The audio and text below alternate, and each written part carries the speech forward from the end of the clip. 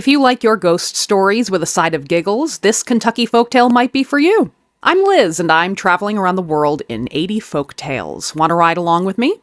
Tonight's Kentucky tale is number 14, and it's The Hainted House. Once there was an old man and woman on the road, and they were looking for shelter for the night.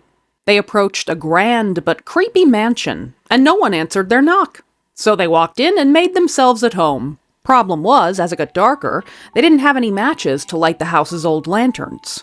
So the old man headed down to the country store to pick some up. When the storekeeper learned where the old man was putting up for the night, he was shocked. "You're crazy to stay down there. That old place is haunted. I wouldn't go back if I were you." So the old man completely abandoned his wife to the dark, haunted mansion with no matches, and took the shopkeeper's guest room. Back at the mansion, the old woman didn't have much to do in the dark, so she groped around for a place to sleep. But she'd barely set her head down when she heard footsteps.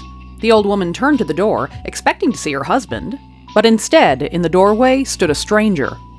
And that stranger had no head. But they make their old ladies tough in Kentucky, and she was not put out by that. When the Headless Man motioned for her to follow him, she shrugged her shoulders, and she did. He led the old woman outside, all the way to the back of the barn. First he pointed to a shovel leaning against the wall, and then he pointed to the ground.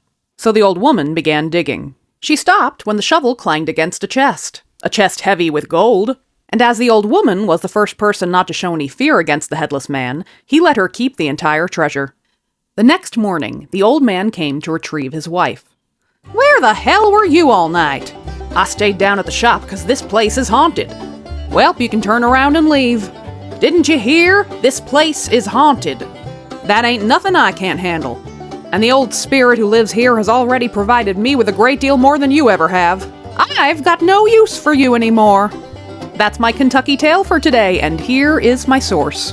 Let me know in the comments where in the world we should travel for a future folktale.